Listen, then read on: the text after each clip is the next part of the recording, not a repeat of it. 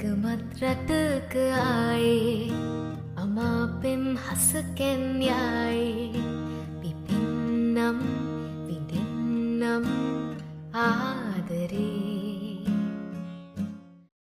කොහොමද ඉතින් ඔයාලා හැමෝටම ඔන්න ගොඩක් කලකින් තමයි අද වීඩියෝ එකක් ගේන්නේ. ඉතින් මේක නම් චූටි වීඩියෝ එකක්.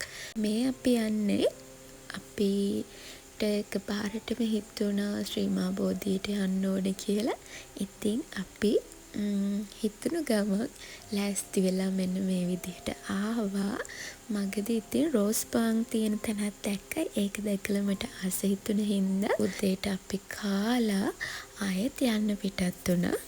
වයන්නම් හද වීණාවේ සුපෙම්බර ගී සංසාරේ සොයන්නම් සිඹින්නම් නැතිවෝ ආදරේ ගිලන් වෙලා සඳත් මෙදා. මම ඉතින් හැමදාම කියන දෙයක් තමයි ප්ලෑන් කර හිටියොත් කොහෙවත් යන්න වෙන්නේ නැහැ කියලා. ඉතින් අපිට හිතුණු ගමන් බයික් එකක් තියෙන නිසා අනිත් එක ඉතින් අපේ මහත්තයාත් මං කියන වෙලාවට ඕන වෙලාවකට හා කියන නිසා ඉතින් අපි අද මේ ගමන ආවා. නේ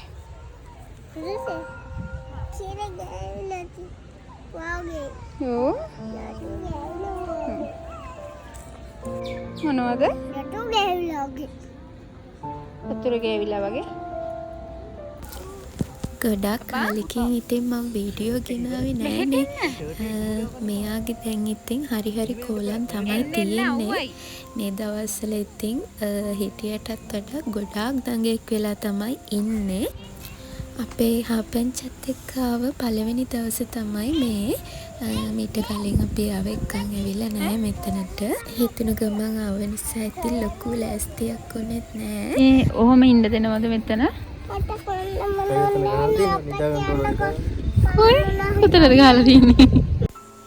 අපි මේ ශ්‍රී මහා බෝධියට ගිහිල්ලා මල් පූජා කරලා එතකොට ප්‍රාර්ථනා බෝධියත් ඇඳලා හැමදේම කරලා තමයි මෙතෙන් ඇවිල්ලා ඉන්නේ. ඉතින් අපි චුට්ටක් එන්න පරක්කු වුණ නිසා ගොඩාක් අවුසරයි මෙතනට. ඉතින් මෙතනට ආයේ එනවනම් එන්න ඕන එක උදේම නැත්තම් හවස. අයිස්ක්‍රීම් එක කරන් දෙන්න කියලා. මොනවද? අයිස්ක්‍රීම් කන්න හින්දි සවුන්ඩ් ඕන් ෂෝ.